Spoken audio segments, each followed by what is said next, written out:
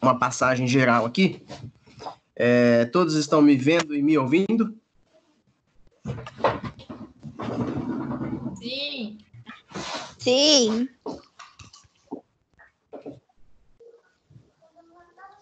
Sim, professor. Sim. Sim. Beleza. Alguém começou a gravar. Eu estou gravando, viu? Vamos lá. Já comecei a gravar a aula aqui. Essa aula, posteriormente, também será disponibilizada no AVA para vocês. Só registrando a presença do pessoal aqui, ó.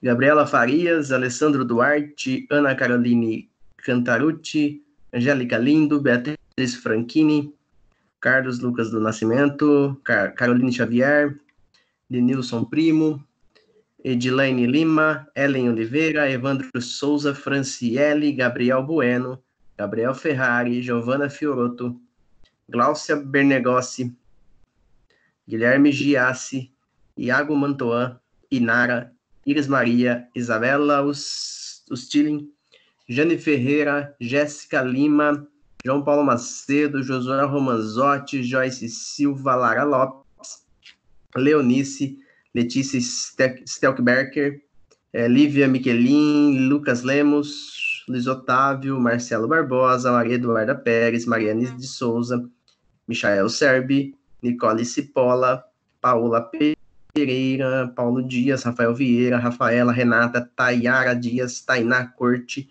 e Tuane Liano. Esses são os 47 que estão aqui online nesse momento aqui com a gente. Vamos lá, então. Espero que estejam todos bem-vindos. Vocês fiquem à vontade, só explicando novamente como que é a sistemática aqui.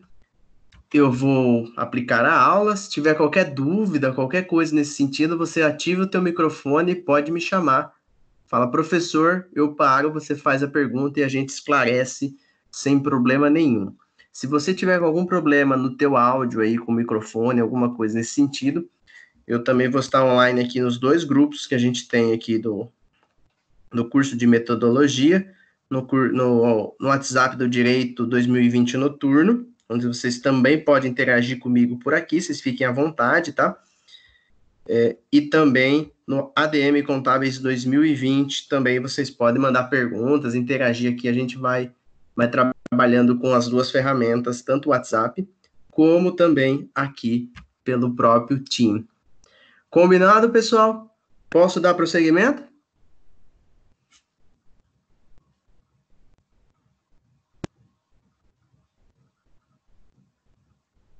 Pode falar. Pode começar.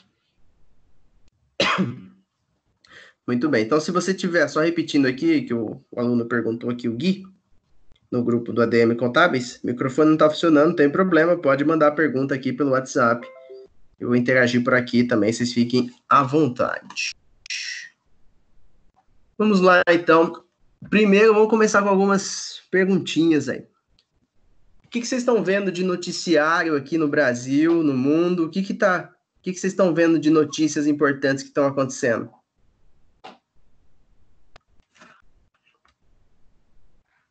Corona, Wesley? Só fala do Coronas, professor. Corona, dos R$ 600 também. Dos R$ 600. Que mais?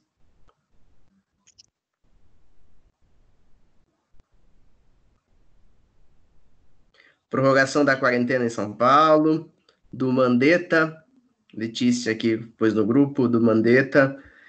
São todas notícias que estão acontecendo. A questão dos caminhoneiros. Iris, questão dos caminhoneiros. A questão deles continuarem trabalhando e o pessoal dando comida para eles, é isso?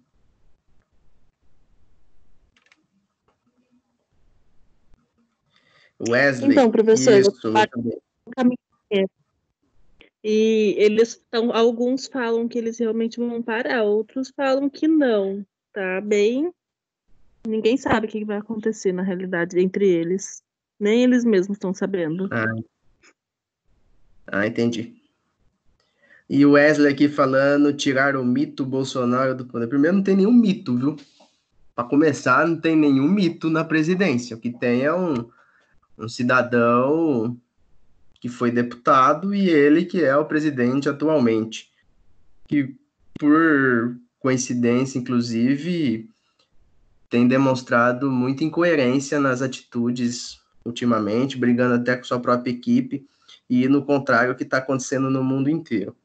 Mas, isso a gente vai ver um pouquinho mais para frente, quando a gente entrar com outras questões. Crise diplomática com a China, sim. O problema do nosso presidente é que ele tem 3 filhos que querem governar por ele. Isso é um problema muito grave, tá? E aí está gerando diversas crises diplomáticas, inclusive com a China, que é hoje o maior exportador de respiradores no mundo. Fato este que alguns estados estão tentando importar respiradores da China, a China fecha a compra, chega nos Estados Unidos, ela cancela a compra e fica nos Estados Unidos os respiradores. Isso também tem reflexo da própria crise diplomática aqui que a gente está tendo com a China, tá? Não, Wesley, não é falando da sua opinião, não, tá? Só falando sobre o mito, que não tem mito, nada. Juiz de São Paulo nega pedido de isenção de imposto de 8 empresas. O Alessandro Duarte trouxe aqui também. Sim, também vi essa notícia, Alessandro. Esse momento de crise, ele é tão diferente.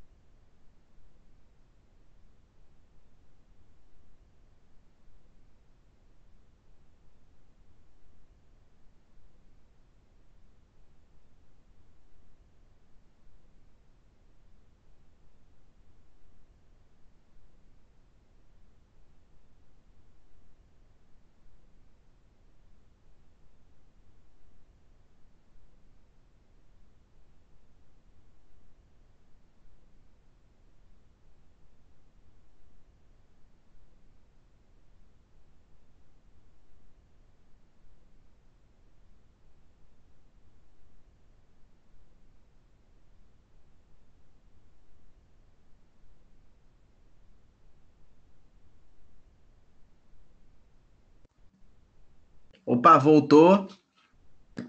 Foi só falar do mito que derrubaram a internet. Todo mundo tá me vendo? E me ouvindo? Sim. Sim, muito bem. Tudo bem, Wesley. Não vou discutir aqui, não. Vamos lá. Travou, agora voltou. Muito bem. Só passando aqui pelo outro grupo aqui de ciências contábeis. Algumas notícias aqui que viram. 2 recém-nascidos com coronavírus em São Paulo. Também verifiquei essa notícia, Gabriela.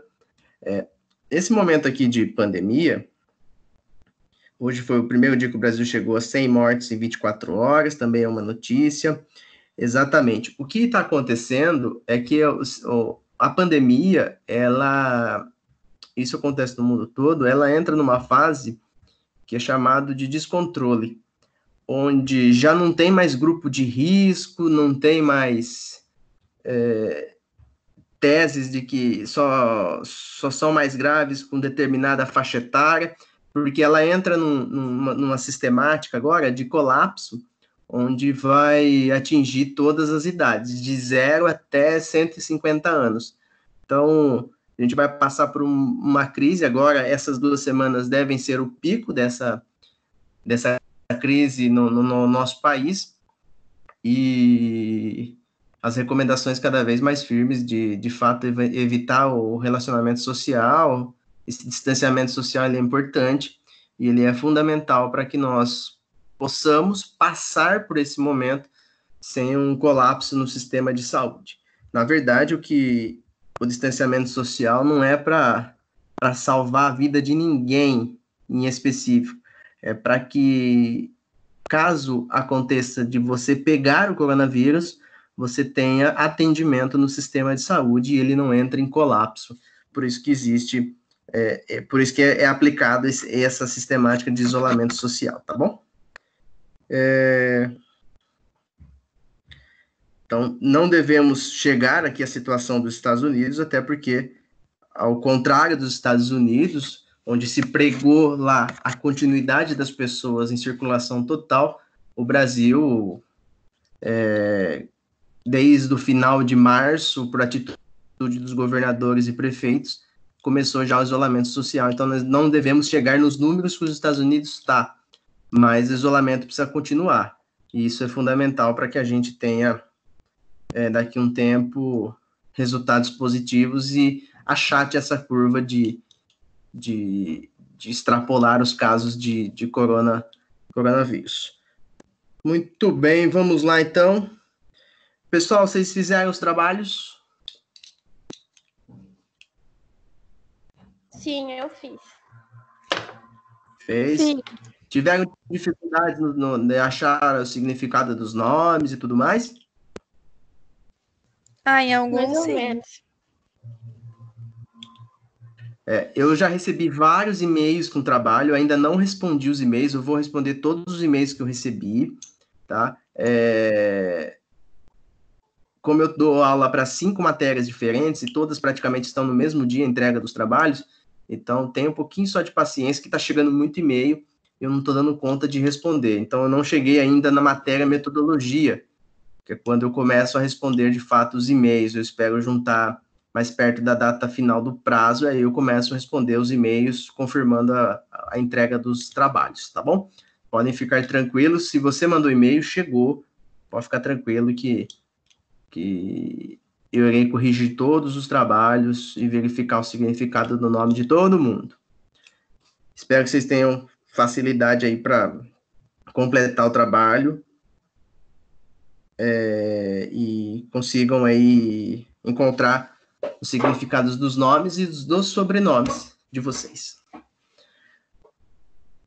Vamos lá, então.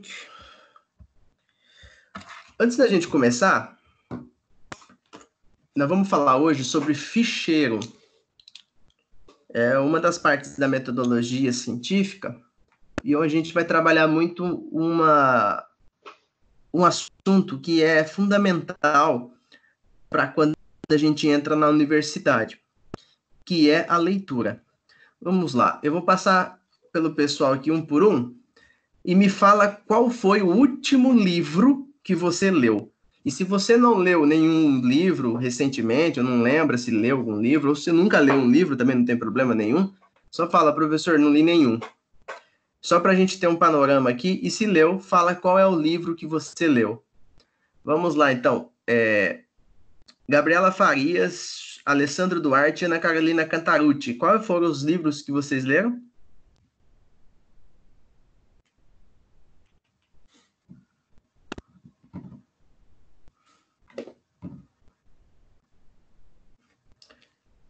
Eu acho que foi aquele Como Eu Era Antes de Você. Como Eu Era Antes de Você? Certo. Alessandro Duarte e Ana Carolina Cantarucci? Nenhum. Nenhum, Ana Carolina? Beleza. Angélica Lindo, Beatriz Franchini, Bruna Mafra. Quais foram os últimos livros?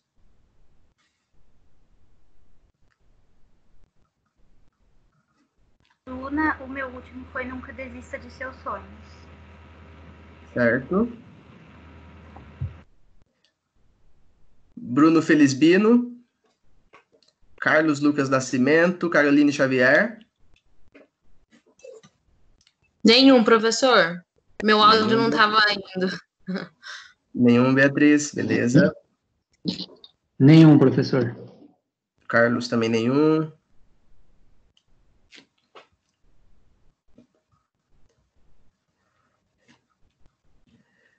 Denilson Primo, Edilaine Lima, Ellen Oliveira, Evandro Souza.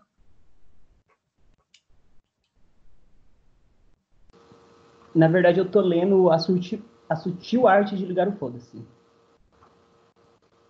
Tá lendo o quê? A Sutil Arte? De Ligar o Foda-se. Entendi. Sutil Arte de Ligar o Fone. Falei, nossa, ele tá com dificuldade de escutar a gente lá, mas não tem problema. Eu li Jogos Vorazes, professor. Jogos Vorazes. Uhum. Vamos lá. Evandro Souza, Franciele, Gabriel Bueno, Gabriel Ferrari, Giovanna Fiorotto. Eu não li um livro completo, eu li alguns capítulos do livro Direito Civil Brasileiro, do Carlos Roberto Gonçalves. Sobre Beleza. contatos. Enfim. Eu li o Diário de Anne Frank e Quarto de Despejo. Beleza. Giovana. Professor, o último livro que eu li, faz um certo tempo já, acho que foi um livro sobre a Segunda Guerra Mundial, na escola, de história, sabe? Tá, beleza. Glaucia Bernegossi, Guilherme Giassi, Igor Mantoan, Inara.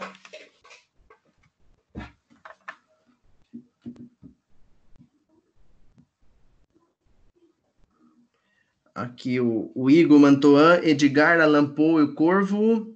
A Edilane eu li, porém faz muito tempo, eu não lembro o nome, beleza. O Garoto Quase Atropelado, Inara. Iris Maria, Isabela Ustlin, Jane Ferreira e Jéssica Lima. Quais foram os últimos livros? Iris Maria, Mendax, O Ladrão de História. Não li, professor. Jéssica Lima não leu, beleza.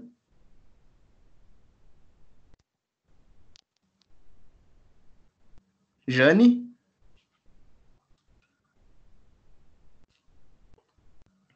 O Gui está lendo agora o livro do Vampiro que Descobriu o Brasil. Tá, professor Isabela Ustin, último livro, não lembro, beleza. Professor, qual foi a pergunta? Minha internet caiu. Mariane, estou perguntando quais são os últimos livros que vocês leram. Jéssica Lima, João Paulo Macedo, Josuel Ramazotti, Joyce Silva e Júnior. Quais foram os últimos livros? A Bíblia. A Bíblia, Joyce, muito bem. João Paulo Macedo, Direito Administrativo para Profissionais de Trânsito, beleza.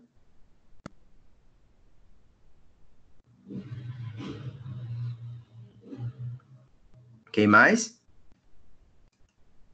Lara Lopes, Letícia Stelkberg, Lívia Miquelin, Lucas Lemos e Luiz Otávio, quais foram os últimos livros? Nenhum, professor? O meu foi um sobre biotecnologia, professor. Biotecnologia, beleza. O Júnior aqui, o último livro que li foi Pais Brilhantes, Professores Fascinantes. Letícia Stelkberg, estou lendo O Processo. Franz Kafka. Beleza. Eu, Luiz Otávio, li os 10 argumentos para deletar as redes sociais da sua vida. 10 argumentos para deletar as redes sociais? Muito bem. Marcelo Barbosa, Maria Eduarda Pérez, Mariane de Souza, Michel Serbi. Quais são os últimos livros?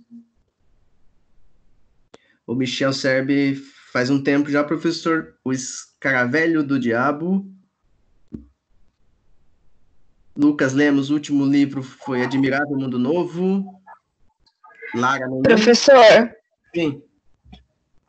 O meu foi Ansiedade, Como Enfrentar o Mal do Século. Muito bem. Ansiedade. Mariane, o último livro foi Filhos do Éden, agora estou lendo O Poder do Hábito.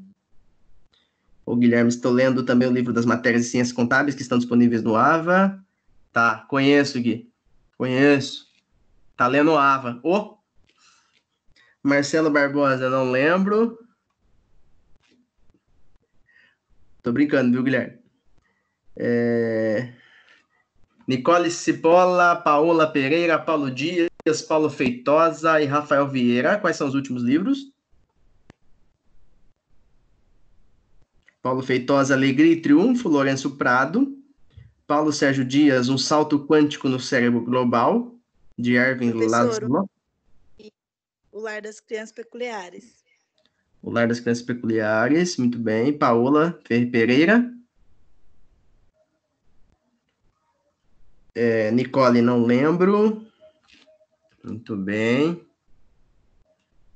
Rafael Vieira, Rafaela, Regis, Matheus, Renata, Tayara. Quais foram os últimos livros?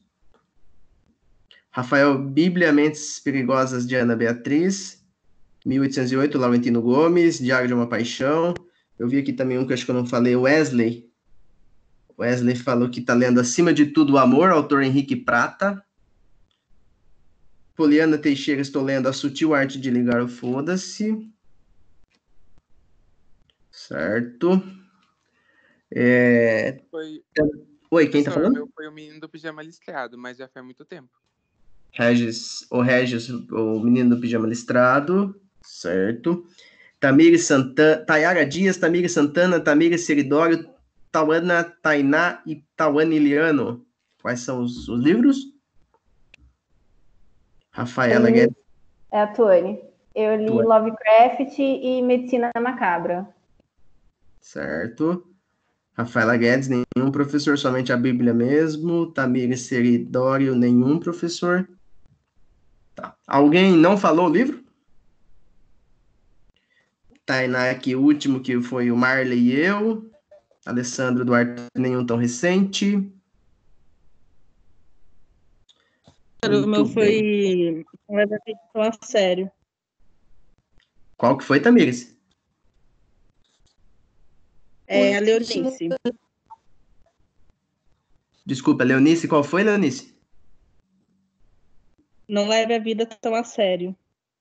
Não leve a vida tão a sério. Beleza. Muito bem. Alguém não falou? A Bailarina Fantasma do Socorro Racioli, a Tauana. E Tamires, A Cabana não tá indo? Ah, tá, A Cabana. O livro é A Cabana, é que eu não tava conseguindo falar aqui. Beleza, Tamires.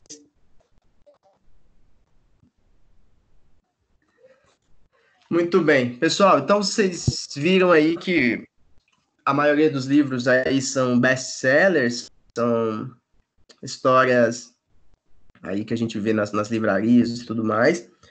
E vamos lá, então, esclarecer alguns pontos a partir de agora na universidade. A leitura, ela é fundamental para diversos aspectos. Não importa o que você leia, desde que você tenha o hábito de ler. Para o pessoal do direito, que está começando agora no direito, com certeza vocês entraram no curso com a notícia já de que, nossa, direito tem que ler muito, precisa ler demais. Vamos esclarecer alguns pontos. O direito não precisa ler demais, ele precisa saber o que está lendo. Igual, por exemplo, você não vai pegar um vade-mecum, que é o conjunto de leis, ou que nenhum que fala da doutrina do direito civil, e ler de cabo a rabo, porque não é Harry Potter. Esses livros acadêmicos, eles são para ser seguido com as matérias que você está estudando. Então, ele não tem começo, meio e fim. Ele tem capítulos que detalham determinados assuntos. Então, se você está lendo e quer saber sobre aquele assunto, você lê aquele capítulo daquele assunto. Ele não tem começo, meio e fim, como uma história. Isso também serve para os outros cursos. Então, quem vai começar agora na universidade, está agora no primeiro semestre, vocês vão ter muitas situações onde vocês terão que ler livros de pesquisa, ler livros da própria matéria, onde vocês devem estimular, de fato, a leitura, mas selecionar o que você vai ler. Senão, você não aguenta e você dorme, ou você não consegue fazer a leitura de forma correta. Então, o que é importante? Leia o que você escreve, leia o que está escrito, leia aí, eu faço sempre o estímulo para vocês lerem as notícias, estar acompanhando o que está acontecendo, mas leia, tenha o hábito de leitura. O profissional que lê, ele está na frente dos demais porque ele tem maior facilidade de comunicação, maior facilidade de escrita e maior facilidade de organização das ideias. Então, isso é fundamental. Vocês tenham o hábito da leitura. Independente do que você estiver lendo na faculdade, é importante você também ter essa leitura diferente do que você está estudando, porque isso faz o cérebro relaxar, e passar momentos prazerosos também com a leitura. Então, ler livros diferentes, esses best-sellers, esses livros que contam histórias, ou livros que são de autoajuda, não importa. O importante, ou a própria Bíblia também, não importa. O importante é você ter o hábito da leitura, tá bom? Vamos lá, então. Vamos ver se está todo mundo vendo aqui. Aula 7. Metodologia científica, aula 7. Tá todo mundo vendo o slide? Sim. Sim. Sim? Beleza. Tá aparecendo o Silvio Santos. Vocês querem trocar um carro por uma peteca? Sim! Vamos lá, então. Metodologia científica, começando a matéria. Fichamento. Calma que vocês já vão entender o que é o fichamento, tá? A leitura como evento cotidiano faz parte da vida de muita gente. Contudo, aquela requerida para o desenvolvimento do conhecimento científico é ativa, reflexiva e crítica. Não se trata de um ato de codificação mecanicista, sem sua articulação com a realidade, mas sim um ato de compreensão do mundo sobre o que nos diz a realidade. Lucchesi afirma que é o exercício da capacidade de formar nossa própria visão e explicação sobre os problemas que enfrentamos. Então, estimular a leitura faz com que o estudante ele começa a formatar dentro do cérebro situações para que possa discernir qual é a problemática e começar a ter uma visão crítica, uma visão reflexiva, uma visão ativa e explicação sobre os problemas que a gente tem na nossa própria sociedade. Então, quando a gente começa a ler, principalmente os livros aqui universitários, nós vamos trazer conceitos, situações onde a simples leitura ela só é benéfica se você utilizar desse conhecimento que você está adquirindo para que comece a mudar os seus conceitos sobre aquilo. Então, o que vocês vão passar e vai ser notório? A partir do momento que você começa a estudar no curso superior, automaticamente você começa a ter uma visão diferente do mundo.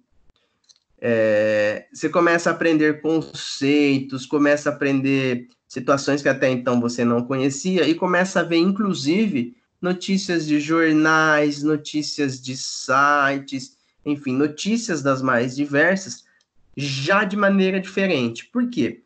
Porque esse estímulo que a universidade faz com vocês os torna mais ativos, mais reflexivos, mais autocríticos, e, por consequência, cidadãos cada vez melhores. Por isso que a universidade é a grande porta para o mundo. Então, quando a gente começa a receber esses conceitos que só tem no ensino superior, você começa a ter uma visão de mundo muito mais diferente do que a maioria das pessoas.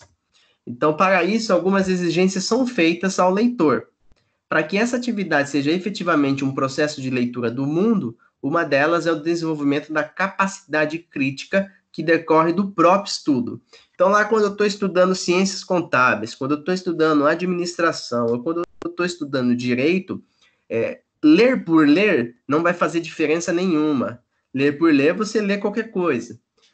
O que vai fazer diferença é quando eu aplico essa leitura para uma visão crítica do que eu estou estudando. Por exemplo, o pessoal do direito aí que está tendo aula aí com a Cecília, que estão discutindo sobre aborto, que eu vi a discussão lá no grupo de vocês sobre o aborto.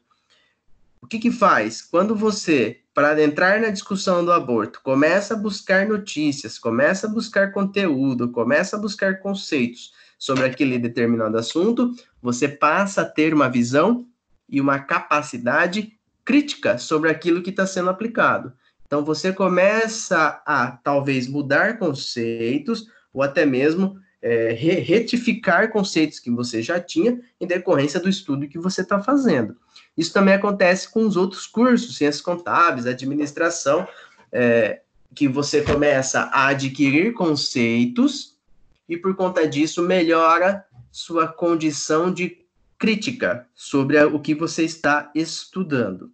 Então, o ato de estudar deve ser compreendido como a forma pela qual o indivíduo enfrenta o desafio de compreender a realidade, conhecendo as características dos fenômenos que a compõem ou por meio da descoberta de sua origem e evolução. Isso acontece de maneira direta ou indireta, ou seja, por meio de expressões feitas por outrem e manifestos em formas de livros, pinturas, músicas, dentre outros. Então, desde que a sociedade começa a passar pelo processo de evolução, o ser humano começa a produzir manifestos, seja ele por meio de livros, que é o que a gente tem hoje, por meio de pinturas, por meio de músicas e por meio de outras manifestações artísticas, que faz com que traz para o ser humano essa capacidade crítica, essa capacidade de ver o mundo de forma diferente. Então, quando a gente vai lá ver alguma condição diferente sobre o mundo, seja por meio de uma música que eu gosto e ele trata de uma crítica social, seja por meio de uma pintura que retrata um determinado período da humanidade, ou seja mesmo por meio de livros que contam determinadas histórias, faz com que o ser humano passa a ter uma situação diferente de visualização do mundo. Isso é o princípio da capacidade crítica. Isso é o princípio do conhecimento que você vai adquirindo e já começa a ver o mundo de forma diferente. Toda vez que nós adquirimos conhecimento, automaticamente eu passo a ver o mundo de forma diferente.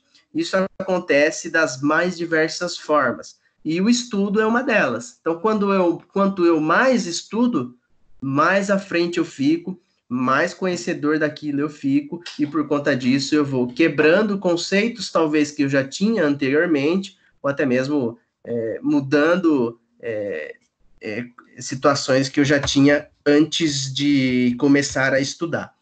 Vocês estão compreendendo até aqui, pessoal?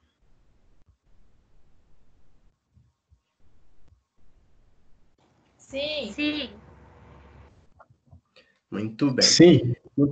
Não sei se vocês já tiveram a oportunidade, mas, por exemplo, quando a gente vê uma pintura, um livro diferente que faz essa mudança radical na vida da gente, então a gente pensava de um jeito e passa a pensar de outro, isso é a capacidade crítica nossa que vai sendo adquirida com o tempo. Eu falo isso que já faz um tempinho já, eu fui para a França, eu fui para Coimbra, em Portugal, para estudar Direito, uma parte de um curso que eu estava fazendo, e por conta disso eu fui visitar a França. E entrei no Museu do Louvre. Quando eu entrei no Museu do Louvre, eu fui lá ver o que todo mundo faz no Museu do Louvre, vai ver lá a tal da Mona Lisa. A Mona Lisa é um quadro decepcionante. Decepcionante por conta do tamanho que ele é. Ele é um pouquinho menor que uma folha de sulfite, e uma multidão para ver aquele determinado quadro. Só que quando você começa a analisar o quadro e as condições como ela foi feita, as condições históricas que tem por trás, você passa a ter um entendimento diferenciado do que você está adquirindo. E cultura, isso ninguém tira da gente.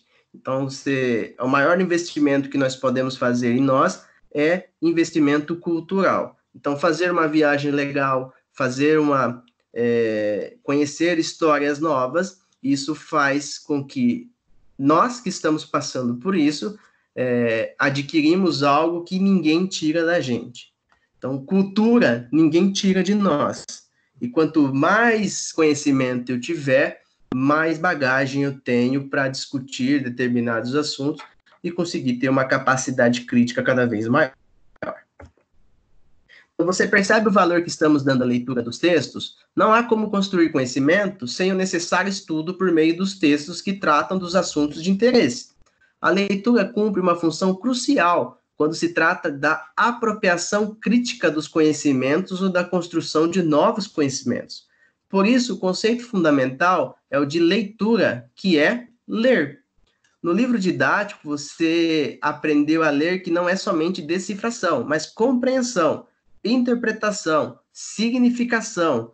Portanto, nem sempre o indivíduo alfabetizado é o que melhor exerce a leitura, uma vez que ela envolve uma forma de compreender e interpretar a realidade. Então, quando a gente tem pesquisas de ver analfabetismo no Brasil, o analfabeto não é aquele só que não sabe ler, mas muitos sabem ler, mas não conseguem compreender o que está escrito.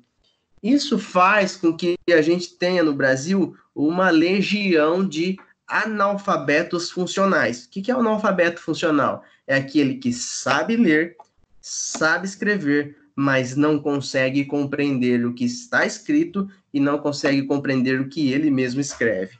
Então, esses analfabetos funcionais estão espalhados por todas as áreas e por todas as situações do nosso país. Isso é uma legião de pessoas que a gente tem que não conseguem compreender o que está sendo escrito. Então, você chegar aqui nos bancos universitários já garante a você uma posição diferenciada perante a grande parcela da população que não consegue chegar no curso universitário. Então, deem muito valor para onde vocês estão hoje, justamente porque são poucas pessoas que conseguem chegar aonde vocês chegaram.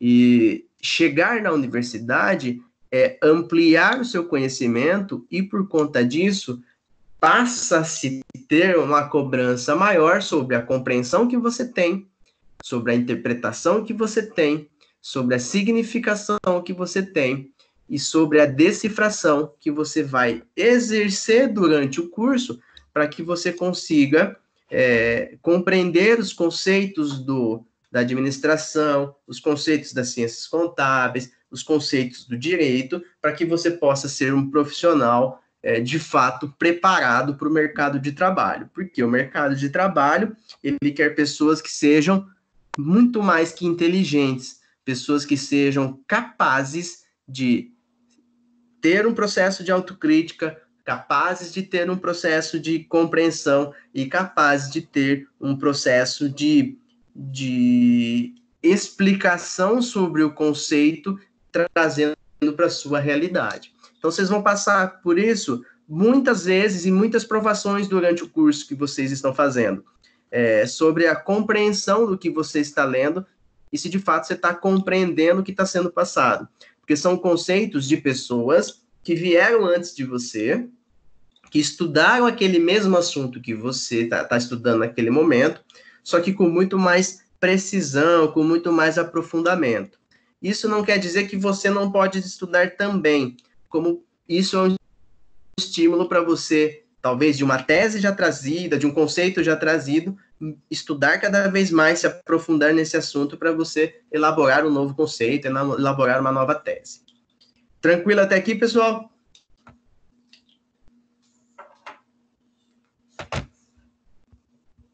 Sim.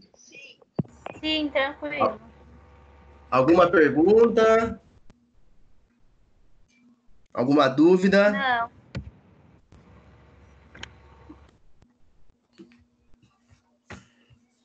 Tranquilo? Posso seguir? Vou seguindo, tá? Então, a leitura para o desenvolvimento do conhecimento científico deve ser ativa, reflexiva e crítica. O que é uma leitura ativa? É uma leitura que eu vou me aprofundar naquele assunto, eu vou atacar o livro. O que é atacar o livro? Não é simplesmente ler por ler, é ler compreendendo o que está ali. Porque quando eu vou fazer uma pesquisa científica, eu preciso compreender o que está ali. Eu preciso ter uma leitura reflexiva. Eu preciso refletir sobre o que eu estou lendo. Se eu concordo, se eu discordo, se eu estou a par do que eu estou lendo. Ou seja, eu faço uma reflexão sobre o que eu escrevi. E automaticamente também uma crítica. Olha, concordo com o que você falou, não concordo com o que eu estou lendo. Eu discordo disso, discordo desse ponto, concordo com esse ponto. Então, eu faço uma crítica também. No trabalho que vocês fizeram, dos nomes, estão fazendo, muito mais do que saber o significado do seu nome, é importante esse processo de pesquisa. Para mim, professor de metodologia científica, vai ser talvez a primeira pesquisa que vocês estão fazendo aqui no curso universitário, E o que eu vou avaliar em vocês? Muito mais o significado do seu nome, se é um significado legal ou não, é o modo pelo qual você fez a pesquisa e como chegou naquele resultado. Então, quando a gente vai fazer a pesquisa do nome, por exemplo, meu nome é Leandro, eu vou lá procurar o que é meu nome Leandro. O ato de procurar em específico o que é o nome Leandro, isso é uma leitura ativa. Quando eu descubro o que é o nome Leandro, eu passo a fazer uma reflexão sobre aquilo. Por exemplo, o meu nome Leandro, o significado vem do grego, homem-leão. Então, eu fiz uma leitura ativa, eu descobri que é homem-leão. Eu faço uma leitura reflexiva. Nossa, mas por que nessa época tratava assim de homem-leão? É por conta da mitologia grega? Não é por conta da mitologia grega? Existia algum deus leão, alguma coisa nesse sentido? E aí eu passo para a fase crítica da leitura, que é: eu concordo que deve ser homem-leão mesmo? Será que tem sentido o homem-leão? Leandro, então leão seria de leão e dro de homem? Então eu começo a fazer uma crítica sobre aquilo que eu estou pesquisando. Esse é o processo. Quando eu faço a pesquisa, esse processo é fundamental. Que eu tenho uma leitura ativa, uma leitura reflexiva e uma leitura crítica sobre aquilo que eu estou estudando.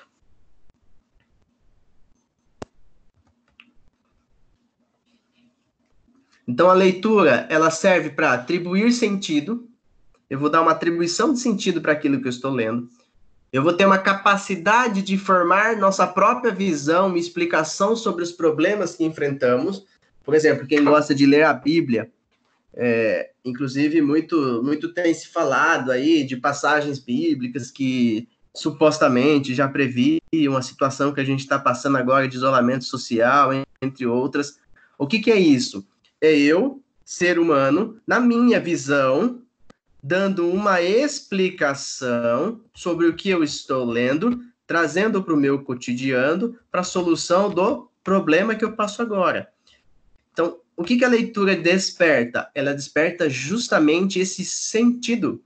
Então, analisando a fala de outro que escreveu, eu começo a dar sentido naquele problema que eu estou enfrentando, naquela visão que eu tenho, eu começo a ganhar e a trazer para o meu cotidiano, para a minha vida, essa condição da minha própria visão.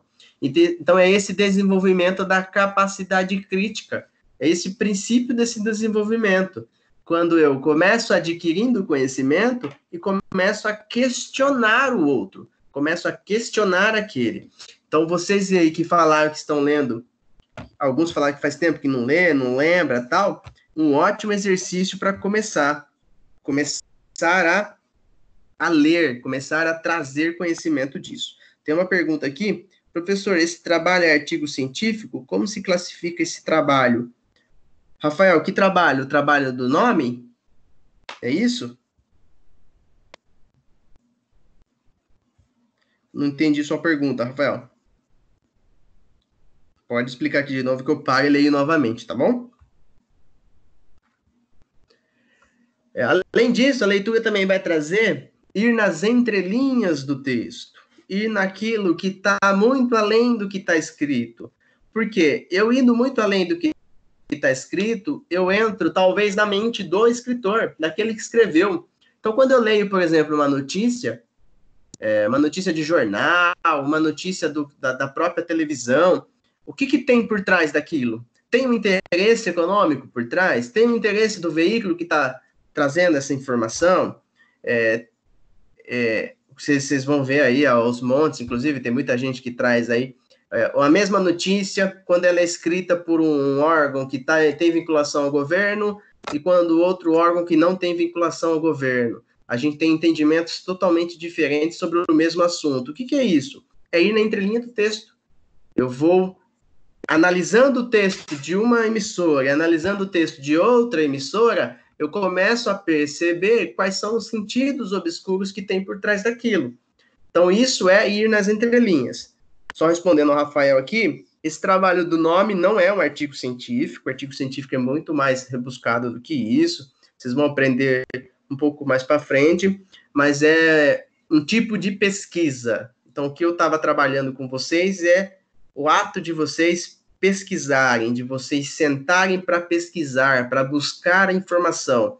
Hoje, nesse mundo, é tão fácil, a informação chega com tanta facilidade no colo da gente. Então, quando a gente senta para buscar a informação, esse é o exercício dessa atividade, tá bom, Rafael? Não é um artigo científico, né? O artigo científico ele é muito mais robuscado, vocês vão aprender um pouquinho mais para frente no final do semestre.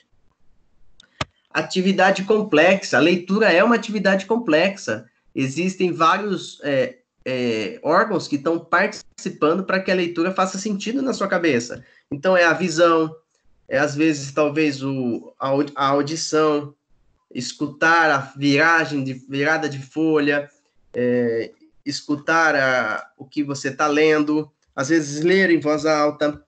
Tudo isso são atividades complexas que acontecem em decorrência da leitura. Então, ler por ler vai muito mais do que simplesmente eu estar lendo as palavras, porque volta lá no seu cérebro, vai buscar a união das palavras, de como você aprendeu a ler, e isso é complexo, essa atividade cerebral, para que você junte as palavras e dê sentido a ela, dê interpretação, gere um senso crítico. Olha quantos neurônios estão se desenvolvendo e trabalhando aí numa simples leitura. Então, é o leitor também sujeito ao objeto da leitura. Quando eu faço a leitura, não sei se acontece com vocês, mas acontece com a grande maioria das pessoas, é como se alguém estivesse falando com nós. Então, quando eu faço a leitura, não é simplesmente palavras soltas que estão ali no meu texto. O que acontece são eu analisando o que está sendo lido e colocando, às vezes, até a própria voz do autor, se eu conheço o autor ou não. Essa atividade entre o leitor sujeito e o objeto da leitura faz com que eu tenha essa condição de, no meu cérebro, desenhar a situação que eu estou lendo para que dê sentido no que eu estou fazendo. Pergunta aqui do Alessandro Duarte. Podemos classificar como trabalho bibliográfico, uma vez que a maioria dos nomes não são simplesmente inventados, temos referências bibliográficas para buscar seus significados. Sim, Alessandro, é um princípio aí de uma pesquisa bibliográfica, de fato, onde você vai buscando em pessoas que já escreveram sobre aquilo o significado do teu nome. Exatamente, é um trabalho bibliográfico. É um princípio aí de um dos trabalhos que a gente tem na pesquisa, que é o desenvolvimento bibliográfico. As vantagens da leitura. Ela enriquece o vocabulário, clareia ideias, amplia conhecimento da língua, melhora a redação, eu vou até acrescentar outros aqui, além do fornece soluções de problemas já resolvidos por outras pessoas, desperta a inteligência, aperfeiçoa a cultura, melhora dicção, melhora a condição de enfrentamento das condições do dia a dia, melhora a argumentação de discussão. Enfim, a leitura, ela traz tudo isso. Então, tenho certeza que vocês já passaram por isso. No WhatsApp, em si, a gente tem o corretor automático, né? Então, quando a gente tem o corretor automático, às vezes a gente escreve errado, o corretor já corrige e vai assim mesmo. Mas quando você está escrevendo e percebe que escreveu uma palavra errada, o seu cérebro ele começa a detectar em decorrência de algo que você já leu sobre aquilo. Então, você começa a perceber, opa, essa palavra parece que está escrita errada, aí você volta a ler de novo, mas tá errado ainda, mas eu não estou achando o erro. O que é o seu cérebro falando? Pelo conhecimento de leitura que você já teve, que aquela palavra talvez esteja escrita de forma equivocada. E quanto mais você lê, maior fica o seu conhecimento, maior o seu enriquecimento de vocabulário. Quanto mais palavras você tiver no vocabulário e saber escrevê-las, maior será a sua condição de, ao escrever, garantir que o texto não fique repetitivo, que seja uma leitura tranquila, gostosa, compreensiva. Então, melhora diversos aspectos pelo simples fato de você ler. Estão entendendo, pessoal?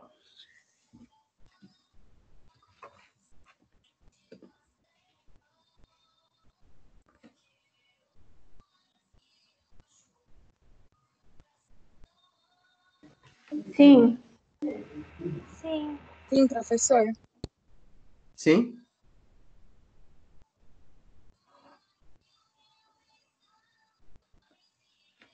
Posso prosseguir? Tá tranquilo? Pode, professor. Sim, tá tranquilo. Muito bem, vamos lá. Ler é muito mais que decifração. É uma relação que se estabelece entre o leitor e autor, mediada por um item que é chamado de texto. Então, ler, nós estamos numa conversa direta com o escritor que escreveu aquilo. E nosso leque, nossa linha de transmissão é as palavras que estão ali, é o texto que está ali. Então, a qualidade de dar vida, desculpa, ao texto, portanto, está nas mãos do leitor. A leitura cumpre diferentes funções conforme a necessidade do leitor e do momento. Pode ser recreativa, técnica, de informação, de estudo. Eu tenho diversas formas de leitura com diversas funções. Então, uma leitura recreativa é aquela que eu leio de forma divertida, de forma a ter tranquilidade na minha leitura, para que eu relaxe, para que eu tenha um momento de distração. Essa é a leitura recreativa. A leitura técnica, geralmente relacionada à nossa profissão, eu preciso ler um determinado conceito para que eu tenha um entendimento do conceito, para que eu possa aplicar no meu trabalho, ou então para que eu saiba e desenvolva uma tese nova, ou alguma coisa nesse sentido. Depois eu tenho a leitura de informação, é aquela leitura que a gente tem nas notícias, a leitura de jornal, revista, notícias em sites. Essa leitura, ela serve para nos informar. E eu tenho a leitura de estudo, onde eu me aprofundo em determinados assuntos para criar teses, criar situações para aprofundar o meu estudo, criar questionamentos. Essa é a leitura de estudo. Não sei vocês, como vocês estudam, isso é muito particular de cada um tem um método de estudo, mas o importante é que a gente alimente esse hábito. Estudar faz bem e estudar faz com que alcançamos melhores patamares na nossa vida. Quanto maior seu grau de estudo, maior sua condição de trabalho, sua condição perante a sociedade. Então, isso é muito importante, eu ter o hábito do estudo para que alcance cada vez mais conhecimento e, por conta disso, mude a minha vida.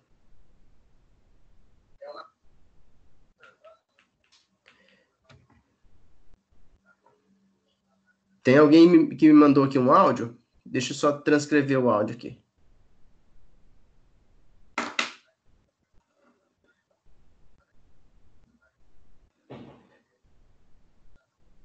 Tá bom, tem um aluno que me mandou um áudio aqui, eu vou pedir, eu já escutei o áudio aqui, que ele não está conseguindo acessar pela plataforma, acabou mandando a mensagem pelo celular da mãe. Obrigado pela participação. Eu vou pedir que quando vocês forem mandar aqui mensagem, manda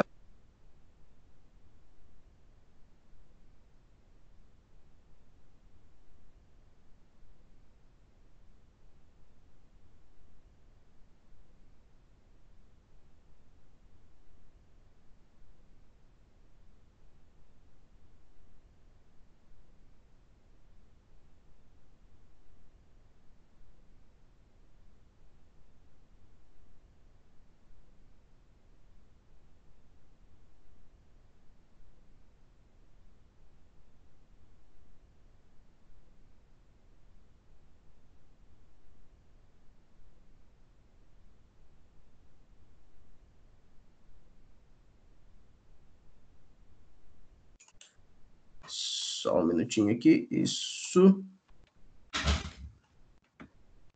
Temos aqui uma pergunta, vamos lá. Ler em voz baixa, por favor. Boa noite, professor Leandro, tudo bem?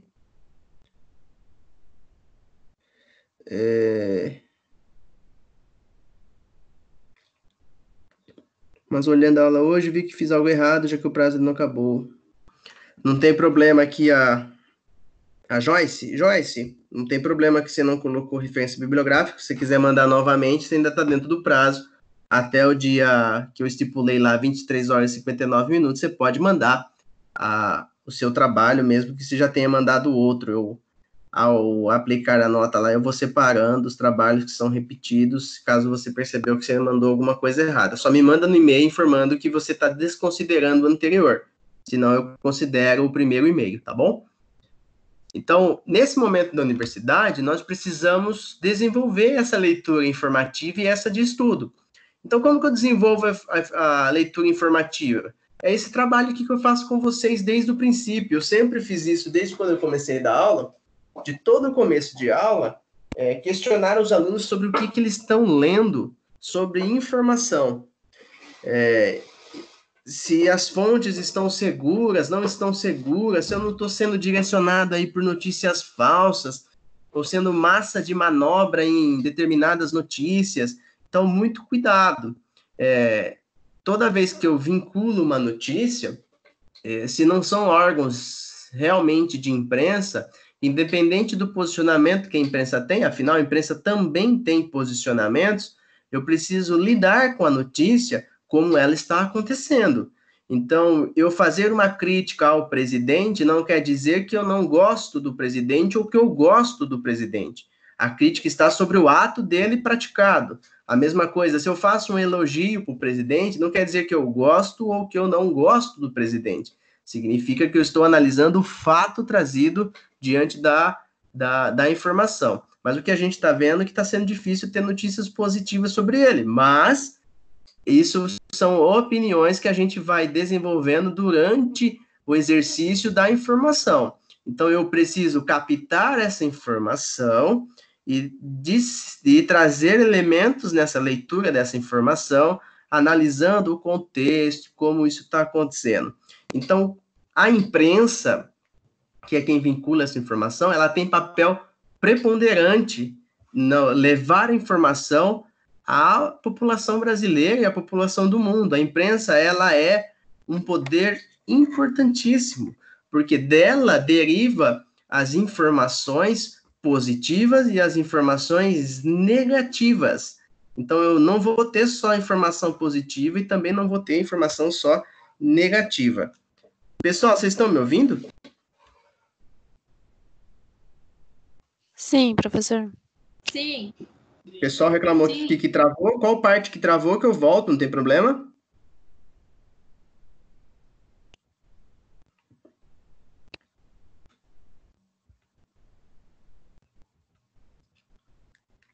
Acho que foi quando você estava falando do trabalho com o menino. Ah, do trabalho do rapaz?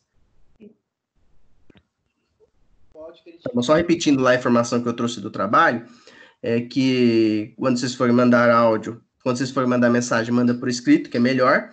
E da Joyce que mandou aqui sobre o trabalho, ela percebeu que ela fez uma coisa errada no trabalho, ela pode mandar novamente o e-mail, desde que ela cite lá, desconsiderando o e-mail anterior, aí eu desconsidero o e-mail anterior e fica só o novo trabalho, desde que entregue dentro do prazo. Passou o prazo, não precisa mandar mais nada. Se você mandou errado ou não mandou, aí eu vou analisar o que você mandou, tá bom? Porque prazo é prazo. Então, para muitos alunos, mesmo na universidade, a leitura de um texto representa um desafio. Porém, não há como avançar nos estudos sem esse recurso. Portanto, é melhor dominar as técnicas para tornar as leituras mais eficientes e, com isso, aproveitar melhor os momentos de estudo dos textos. Então, o que a gente sempre passa para os nossos alunos? Você está lendo lá e não está compreendendo, ou eu estou falando aqui, você não está compreendendo alguma coisa que eu falei, não tenha vergonha nenhuma. Pode perguntar, porque não existe pergunta idiota. Idiota é ficar sem perguntar. Então, se você não está compreendendo alguma norma técnica, alguma frase, algum sentido que a gente está tentando trazer para vocês, esse é o momento. O momento não é de perguntar lá depois que você terminou o curso que você não entendeu. O momento é agora. A universidade, ela serve justamente para você descobrir a sua vida profissional, descobrir o que você vai ter lá na frente, no momento em que você pode errar e você pode perguntar. Porque eu sempre brinco, o pior ano da universidade, no curso de Direito é o 6º ano, e no curso de Administração de Ciências Contábeis é o 5º ano, que é quando todo mundo que estava com você deixa de ser seu colega de sala e passa a ser seu concorrente na mesma vaga de trabalho. Ou no direito, ele passa a ser concorrente em outra área contra você. Então, na universidade, é o momento que você vai ter a oportunidade de questionar os profissionais que estão ali, os professores, a coordenação, sobre determinados assuntos que vocês não dominam. Então, não tenham vergonha de perguntar.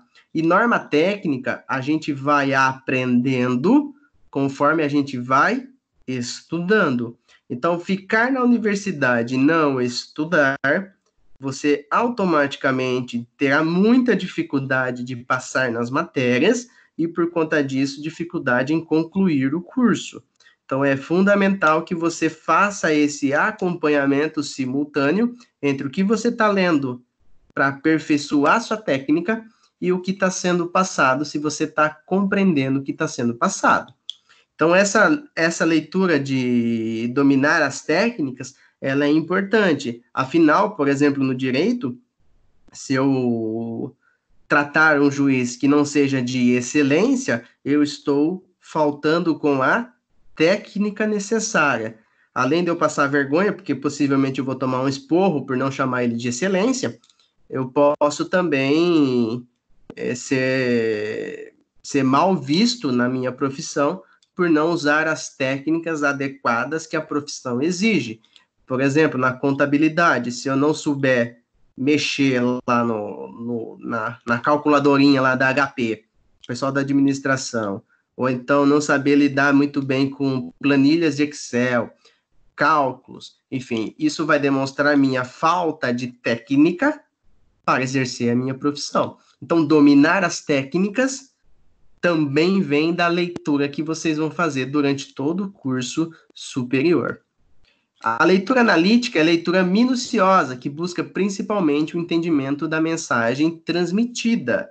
Então, além dessa leitura simplesmente por ler, eu preciso fazer uma leitura analítica, eu preciso fazer uma leitura minuciosa do que eu estou estudando, para que eu tenha compreensão e, por conta disso, possa lidar melhor com a minha própria profissão. Estão entendendo até aqui, pessoal? Sim. Sim. Tá muito rápido? Tá de boa? Tá tranquilo. Beleza? Qualquer dúvida pode me chamar aqui que a gente para, tá bom?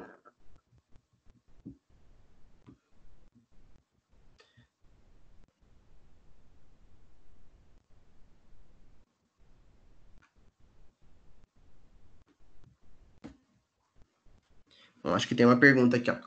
Existe uma diferença bem clara entre noticiar fatos e editoriais de opinião. Um jornalista tem a obrigação de informar a população e ainda assim pode escrever um editorial com a opinião dele.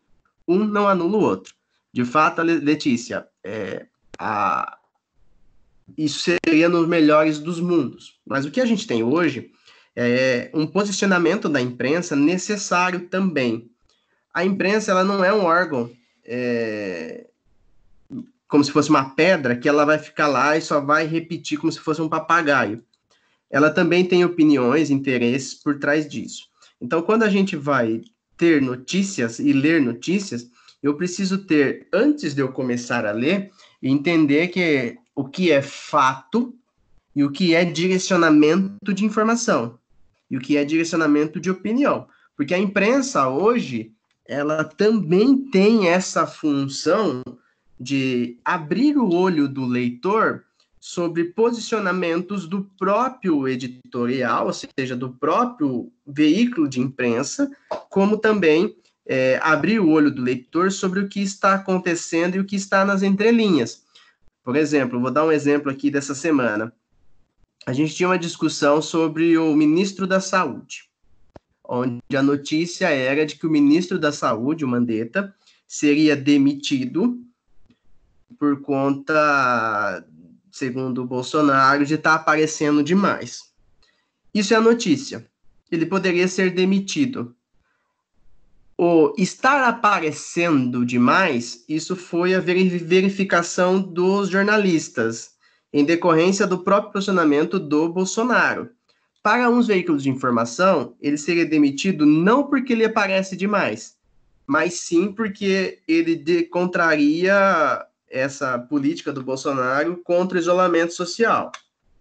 Para outros veículos, é porque ele estava aparecendo demais, por conta de outras situações que o Bolsonaro trouxe nas lives, nas informações de corredor, de que ele iria cortar todo mundo que aparecesse demais no governo. Então, perceba que a informação é a demissão do ministro. As outras informações paralelas são linhas de opinião e apuração do jornalista. Então, ele direciona a notícia para um lado, ele direciona a notícia para o outro, conforme o entendimento dele, conforme o entendimento do veículo que ele trabalha. Então, eu preciso compreender que a informação é que o ministro pode ser demitido. Aí eu vou, leitor, entender por quê. É porque ele está aparecendo demais? É porque ele está indo contra o entendimento do próprio Bolsonaro sobre isolamento social? Então, percebam que a imprensa, ela não manipula a informação, do que muita gente diz, ela não manipula a informação, ela traz informações adicionais, onde obriga o leitor a entender o que está acontecendo e por que está acontecendo. Esse é o papel da imprensa. O papel da imprensa não é ficar repetindo informação. Afinal, se fosse para ficar repetindo informação, todo governo que tivesse na sua linha de frente, automaticamente só teríamos notícias boas a serem reproduzidas. Afinal, qual governo que não quer trazer notícias boas? Então, o que acontece com a imprensa? A imprensa ela precisa ir além daquilo. E você, leitor, também precisa. Quando você pega a informação para ler, você precisa entender o que está ali na informação, o que é informação de fato e o que é o trabalho do jornalista. Porque a transmissão da informação qualquer um dá. Tanto é que as redes sociais aí estão para mostrar isso. Falar deu voz para todo mundo. Tem muitos idiotas falando em rede social. Porque a rede social é uma grande democratização da própria fala, uma democratização da opinião. Agora, você, leitor, você vai seguir ou não seguir determinadas pessoas que estão escrevendo, se você concorda ou não concorda. Então, não concorde com tudo que você lê, mas também não discorde com tudo que você lê. É preciso fazer essa dosometria. Um dos alunos, quem foi o aluno que falou que estava lendo aí 10 motivos para deletar sua rede social? Quem foi que falou esse livro? Eu, Luiz Otávio. Luiz Otávio. Vou dar um testemunho pessoal. Não sei se vocês já tentaram me procurar, mas rede social vocês não vão me encontrar. Eu tenho 2 redes sociais. Um WhatsApp, que é por conta do próprio trabalho, e outra é o LinkedIn, por conta da universidade que exige de nós. Eu não tenho Facebook, eu não tenho Instagram, eu não tenho nenhuma outra rede social. E não tenho, já fazem mais de 8 anos que eu não tenho. Porque já faz 4 que eu trabalho na universidade. Uns 8 anos que eu não tenho nenhuma rede social. Nenhuma delas. Aí, sempre que eu falo, eu pareço um ET. Por que eu não tenho rede social? E hoje é até engraçado, porque às vezes eu preciso usar o Wi-Fi em algum lugar, e aí o Wi-Fi lá está vinculado a você fazer o check-in no Facebook. Aí eu falo assim, mas eu não tenho Facebook, como é que eu faço para entrar? Ah, não tem como entrar então. Então, a gente está construindo um mundo onde ele está vinculado à rede social. E para que isso? Para quê? A rede social ela é uma grande proliferação da informação negativa. A rede social não prolifera informação positiva. E a informação positiva que é proliferada em rede social, muito vinculado à ferramenta Instagram, ela é uma grande mentira, porque ninguém é feliz daquele jeito e ninguém tá sorridente do jeito que se apresenta no Instagram. O Instagram ele é uma grande ilusão de felicidade. E por que eu, professor, não tenho? Eu não tenho justamente porque é lá que as pessoas se expõem. Eu trabalho com direito criminal e trabalho com direito há bastante tempo. Eu já mudei decisões de alimentos, por exemplo, de pensão alimentícia, por conta de garrafa de uísque que estava na foto do Facebook.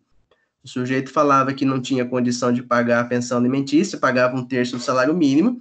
Pelas fotos que ele mesmo postou no Facebook, nós conseguimos demonstrar que a capacidade financeira que ele tem não era compatível com aquilo que ele pagava de pensão. Não queria saber se as bebidas eram falsas, se a mesa que ele estava era dele ou não era, mas o que ele fez? Ele demonstrou na foto de que aquele era o ambiente que ele frequentava e de que ele estava pagando tudo. Por conta disso, mudamos a decisão e ele passou a pagar de 1/3 do salário mínimo, passou a pagar 1,5 salário mínimo em decorrência das inúmeras fotos que tinha na rede social, demonstrando sua capacidade financeira diferente da realidade que ele até então demonstrava. Então, o que as pessoas fazem na rede social? Elas se expõem e, uma vez jogada na rede social, um abraço, você nunca mais segura essa informação, porque essa informação, ela pipoca e você não tem controle dela. Então, muito cuidado vocês, alunos, com o que coloca e como coloca nas redes sociais.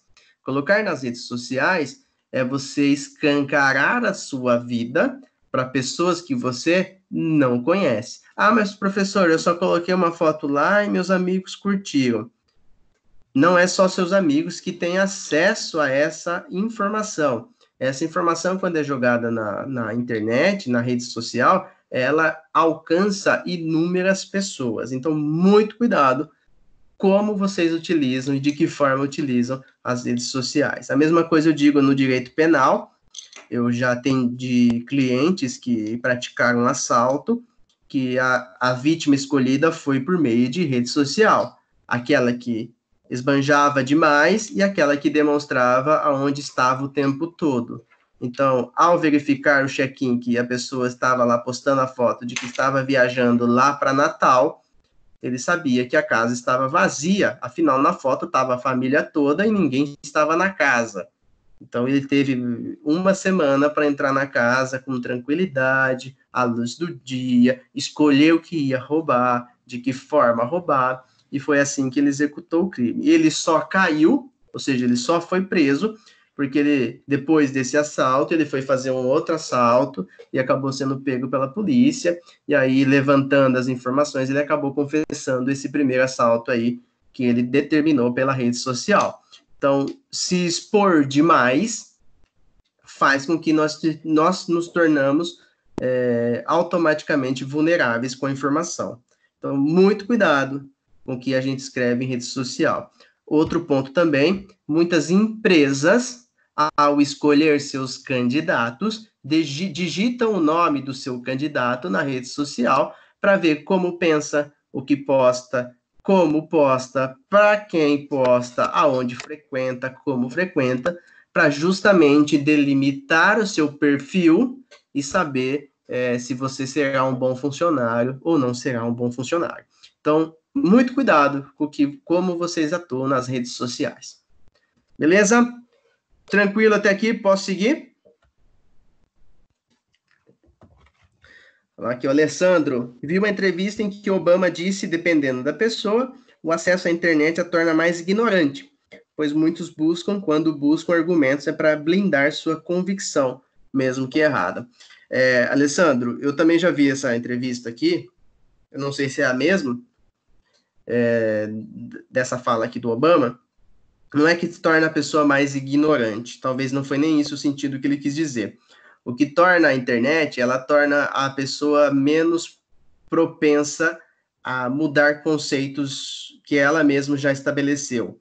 É o chamado efeito manada, que foi muito notório aí e aconteceu tanto na eleição dos Estados Unidos por Donald Trump, como aconteceu também com a eleição do Bolsonaro aqui no Brasil, e aconteceu em muitos outros países, que é o efeito manada. O que é o efeito manada? Você precisa pertencer a um grupo. E para você pertencer a um grupo, você precisa estar compartilhando aquelas mesmas notícias. E as notícias são compartilhadas em tanta velocidade e tão notório aquilo que se torna uma verdade absoluta. E você, ao perceber que o seu amigo compartilhou, que sua mãe compartilhou, que seu pai compartilhou, que seu amigo distante compartilhou, se torna automaticamente uma verdade. Isso faz com que as pessoas não busquem a informação correta. Isso é o princípio do fake news. Por que se combate fake news? E a gente está vendo inúmeros fake news sobre o corona.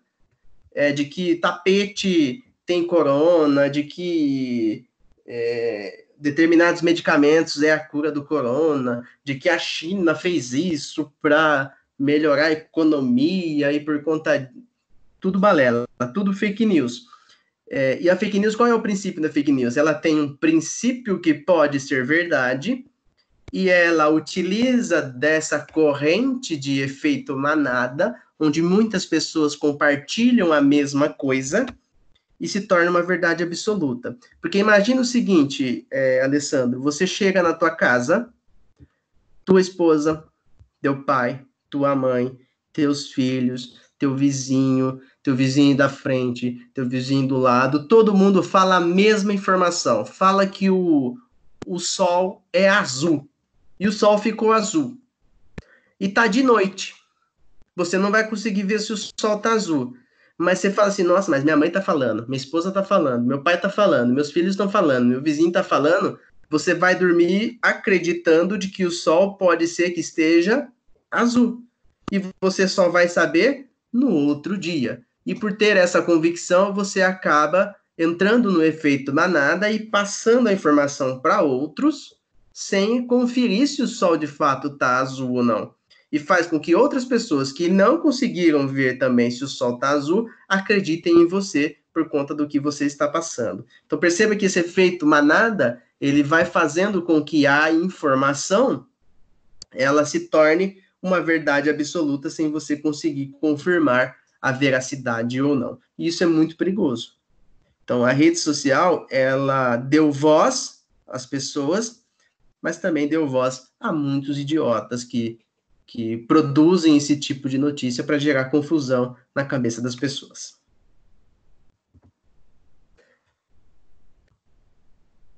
Leitura e reconhecimento e pré-leitura. Então, a gente vai aqui verificar diversas fases que tem a leitura para que a gente tenha uma compreensão mais ampla da informação que eu tenho. Então, eu vou ter a leitura de reconhecimento e pré-leitura, é a fase que corresponde ao levantamento das fontes bibliográficas que contenham dados ou informações que poderão ser aproveitadas. Após o levantamento, procede-se o exame das fontes para que eu tenha uma pré-leitura definida. Então, essa leitura de reconhecimento e pré-leitura é aquela leitura que eu pego primeiro o que eu vou ler, descubro qual é o assunto que ele está falando, e se aquele assunto que está falando tem a ver ou não, deve ser aproveitado ou não, ou tem alguma situação que pode ser aproveitado ou não. Isso nos livros científicos. Nos livros aí de carreira, nos livros de best-seller, o que você faz quando você vai comprar um livro? Você pega a capa do livro, você vira o livro do outro lado, e às vezes lá tem um resumo do livro, ou às vezes você abre e vê o autor, para ver se ele comunga das mesmas ideias que você. Isso é a pré-leitura e a leitura de reconhecimento. Depois disso, eu tenho a leitura seletiva. Implica na seleção do material que será utilizado em conformidade com a necessidade do estudo. Ainda não se trata de uma leitura exaustiva e minuciosa, apenas para verificar se os dados apresentados fornecem informações sobre o assunto que estará na sua pesquisa. Então, ao fazer a leitura acadêmica, eu vou fazer uma leitura seletiva. Por quê? Quando eu começo a reunir material de assuntos possíveis daquilo que eu vou estudar, eu vou ter um emaranhado de possibilidades de estudo. Então, o que eu vou selecionar? Aquilo que eu vou ler. Porque se eu for ler tudo, eu não leio nada. Então, eu vou selecionar numa forma de leitura seletiva se aquela informação tem a ver ou não tem a ver com aquilo que eu vou estudar. Isso acontece muito quando eu tenho assuntos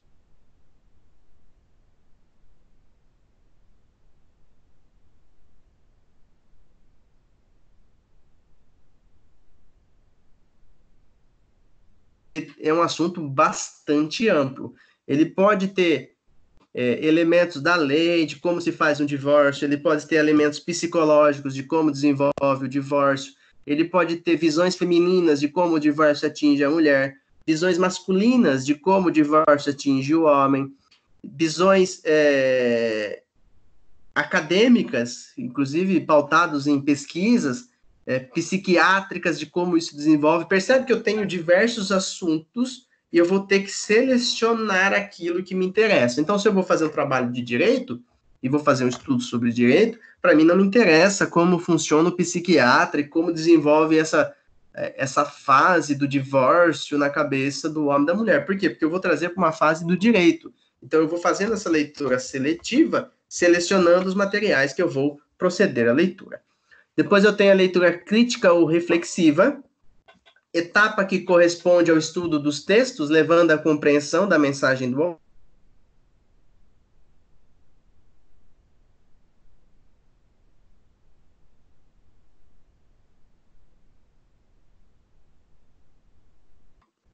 Eu começo a fazer um estudo mais aprofundado, passando por fases, pensando qual é a visão global do texto, análise das minha pesquisa, eu começo a refinar a minha pesquisa. E depois eu tenho a leitura interpretativa. É a fase em que se decide se o texto estudado tem condições de ser aproveitado ou não para a situação ou problema apresentada. A interpretação requer ter uma posição própria a respeito das ideias apresentadas pelo autor, estabelecer um diálogo com o autor, ler o que está nas entrelinhas. Então, essa leitura interpretativa vai me garantir se aquilo que eu estou lendo, se aquilo que eu separei para fazer a leitura da minha pesquisa, ela tem ou não tem condições de ser aproveitado ou não. Entenderam aqui as fases de leitura, pessoal? Sim. Sim. Sim. Sim. Beleza. O fichamento como estratégia para registro de informações.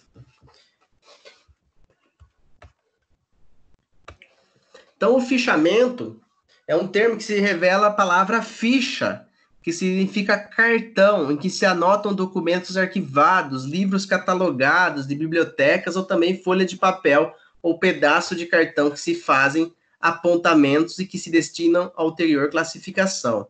O que é o fichamento? É uma estratégia que você vai usar para selecionar as leituras e que você não se perca na hora que você está fazendo a pesquisa. Imagina lá que você vai fazer um trabalho de conclusão do curso, o TCC, e você começa a ler sobre determinado assunto, diversos livros. Quando você termina, você fala assim, putz, eu li aqui 4 livros, não sei mais o que cada um fala. Da onde que eu tirei isso? Foi do primeiro livro? Foi do segundo livro? Enfim, esse fichamento, ele é necessário, porque ele permite que, ao ler, eu faço essa estratégia de ir anotando o que eu li. Olha, eu li do autor José da Silva, isso, e ele fala isso na folha tal. Então, eu faço essa separação. Parece óbvio, mas quando a gente tem uma demanda muito grande de pesquisa, se você não fizer essa estratégia antes, você acaba se perdendo no que você está lendo e como está lendo. Então, orienta que nessas fichas estejam presentes de forma bastante objetiva todas as informações que normalmente se quer num estudo científico. Nome do autor, nome da obra, edição, local da publicação, editora e ano da publicação, se for de um site, da onde está o site, quando foi acessado. Perceba, inclusive, aqui, vou até usar como exemplo, a Joyce aqui. A Joyce mandou mensagem, falou, professor, eu percebi que eu me equivoquei numa questão aqui do trabalho que eu não pus referência bibliográfica. Então, o que acontece? Possivelmente, ela não fez a estratégia de fichamento, de selecionar o que eu li, da onde eu tirei, para depois eu juntar no trabalho. E isso, Joyce, não precisa ficar magoada nada com isso, porque isso é extremamente normal e natural. Inclusive, já fiz erros muito piores que esse. mas é natural, porque a gente fica, às vezes, tão empolgado com a pesquisa que vamos abrindo caixas e caixas dentro do computador. Você vai ver lá, tem 10 caixas abertas para eu saber o significado do meu nome e vou buscando informações junto no texto. Quando eu vou ver, eu falo assim, opa, da onde que eu tirei essa informação? De que autor que falou isso? Então, essa estratégia de fichamento, ela é importante justamente para isso.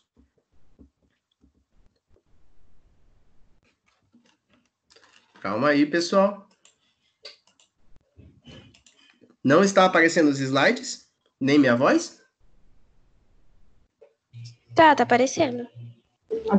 Tá, normal. Iris, está aparecendo, Iris?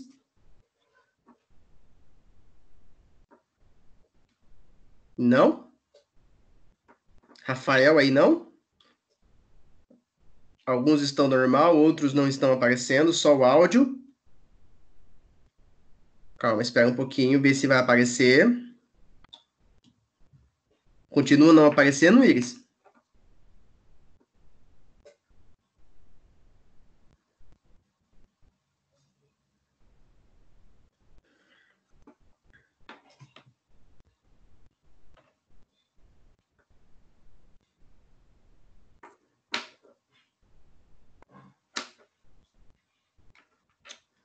Talvez dar um F5, exatamente, atualizar a página, pode ser que apareça novamente. Cortou na parte que eu estava explicando a pré-leitura? Tem problema, Iris, a gente volta aqui para a pré-leitura. A pré-leitura, você não pegou a pré-leitura e nenhum outros, nem leitura seletiva, nem leitura crítica, nem leitura interpretativa, só a leitura de reconhecimento e pré-leitura que você não viu.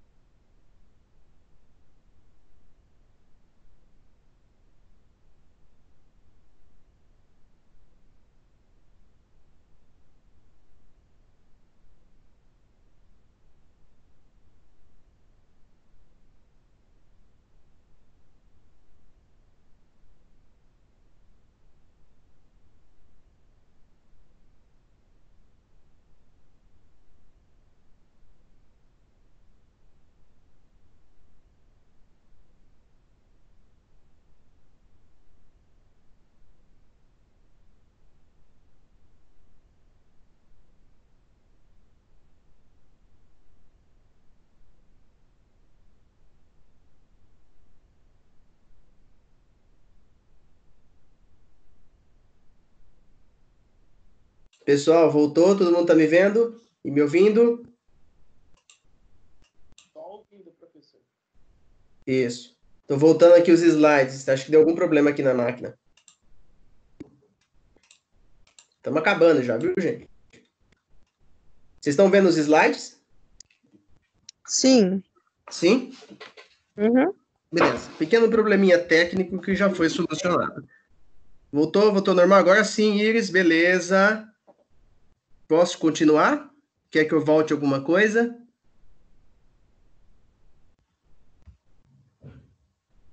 Pessoal da administração e contábeis, tudo bem aí? Tranquilo, professor. Beleza. Vocês estão quietos aqui no grupo dos ciências contábeis. Então, beleza. Vamos lá, vou continuar aqui então aqui do fichamento, tá bom? Merda, menino. Nossa, eu tô estudando. Mas você me chamou aqui. O que eu falei?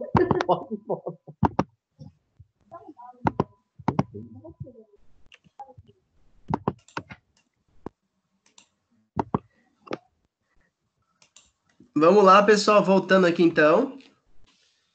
O fichamento, como eu estava falando, são fichas que são importantes para que eu delimite o que eu estou lendo e como estou lendo, para que eu não perca essa informação e vou garantindo tudo que eu estou lendo e registrando para posteriormente colocar na minha referência bibliográfica. E foi isso um dos itens que eu pedi para vocês colocarem no trabalho sobre referências bibliográficas. Utilizando os recursos da informática, organização de arquivos já aboliu boa parte dos ficheiros, mas ainda segue a mesma regra, a mesma situação. Então, com os recursos informáticos, as fichas tradicionais foram substituídas por arquivos, que cumprem a mesma função que exigem também do estudante, pesquisador, a adoção de uma forma de organização que favoreça seu acesso e utilização. Então, o conteúdo que constitui o corpo, o conteúdo das fichas, depende de sua finalidade. Por isso, as fichas podem ser bibliográficas, de obra inteira ou parte dela, de citações, de resumos, de esboço, de comentário ou analíticas. Então, quando eu vou fazer a pesquisa, eu preciso ter essa organização do que eu estou utilizando para que eu tenha condição de ter situações onde eu vou trazendo os trabalhos, o que eu estou lendo, os livros, seja parte, resumos, esboços do que eu vou lendo, eu vou organizando elas dentro das minhas pastas para que eu utilize depois na referência bibliográfica. Por exemplo, alguns alunos me mandaram no particular perguntas sobre plágio, referência bibliográfica, estavam com medo disso. Nesse princípio, nesse começo de curso, nós estamos pedindo para vocês apenas o hábito de colocar referências bibliográficas. Mais para frente, existe normativa sobre isso, como a ABNT, a Associação Brasileira de Normas Técnicas, tem exatamente como você deve fazer as citações de outros. Se você copia algo de alguém e não cita a fonte, você pratica aí um crime de plágio, onde você está utilizando da informação de outro sem dar o devido crédito disso. E o plágio é você copiar essa informação sem dar o crédito, fazendo essa informação se tornar sua. Por isso, essa estratégia de organização do que eu estou lendo para o que eu vou inserir na minha pesquisa, ela é importante para que eu dê crédito para quem de fato fez o trabalho anterior a mim.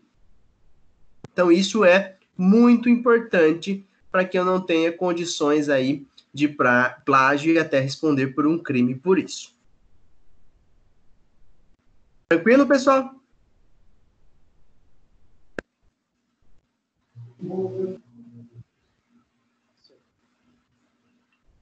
Tranquilo.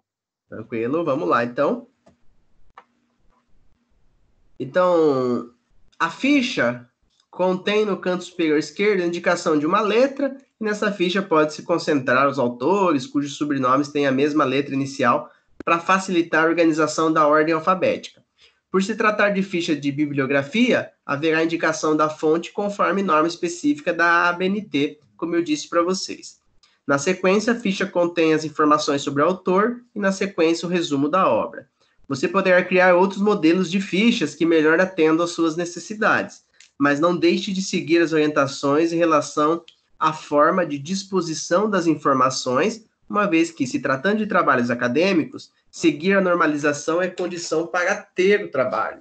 Então, quando eu vou fazer um trabalho acadêmico, eu preciso ter muita atenção sobre as referências bibliográficas para que eu não cometa nenhuma situação ilícita em não citar de fato quem escreveu aquilo antes. Então, é fundamental que eu tenha essa organização. Então, a forma como você vai organizar, temos diversas sugestões. Aqui, organizar por letra inicial, organizar por partes do texto, organizar qual obra você utilizou, qual site você utilizou, que horas você acessou o site, justamente para garantir que aquela informação foi tirada de um determinado local e eu consiga ter as respostas, se caso for pesquisado, se aquilo tem fundamento ou não.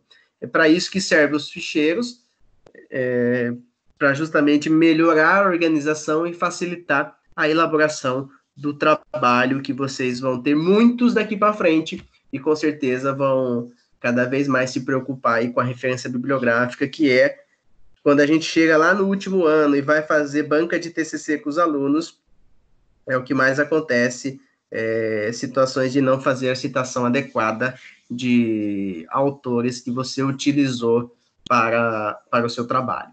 Então, isso é fundamental. Tranquilo, pessoal?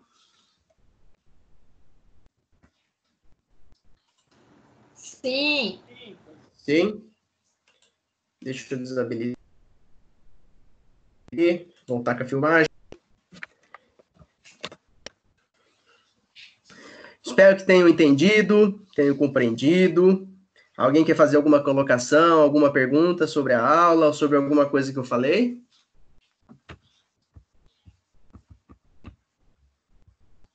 Aqui tá tudo tranquilo, professor.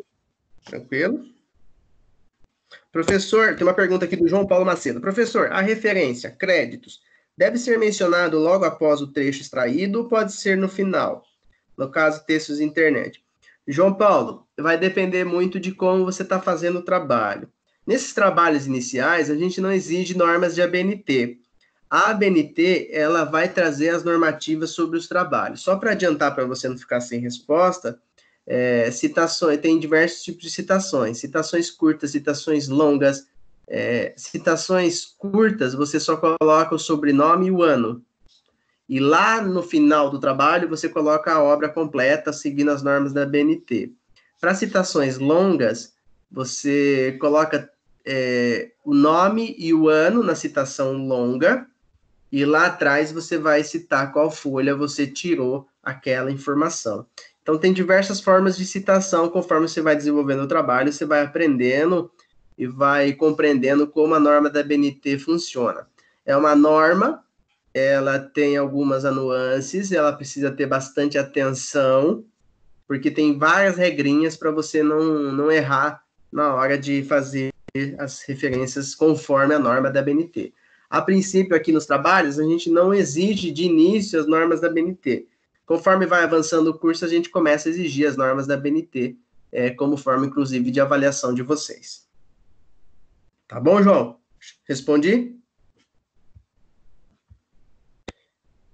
Mais alguma pergunta, pessoal? Nenhuma pergunta mais? Posso dar uma prova sobre isso? Vai devagar também, não é assim, professor.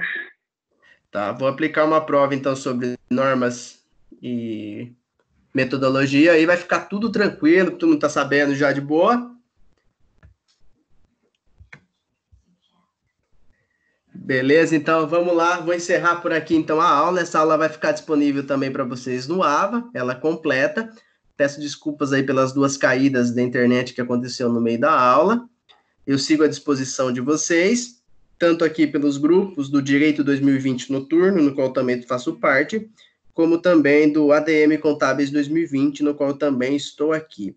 Vocês têm meu contato, tem meu e-mail, e vocês podem me contatar como vocês quiserem. Estou à disposição de vocês, tá bom?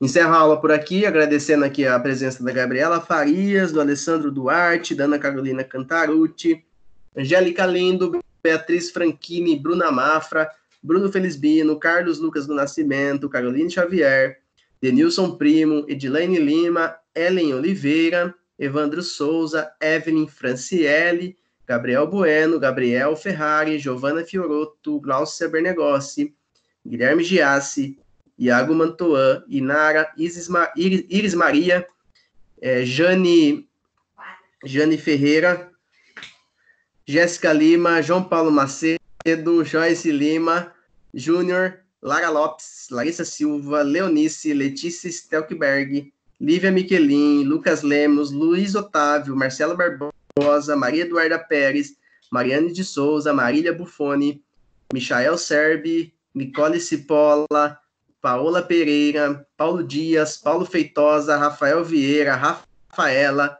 Regis Mateus, Renata, Tayara Dias, Tamiri Santana, Tauana, Tainá Corte e Tauane Liano. E também o aluno aqui que falou que não estava conseguindo e mandou mensagem aqui pelos WhatsApp, que também, obrigado pela presença de todos. Então, dou por encerrada a aula, obrigado pela participação, fiquem com Deus, até semana que vem, se Deus quiser. Boa noite, professor. Obrigado. Boa noite, tchau, tchau. Obrigada, professor. Boa noite. Boa noite, professor.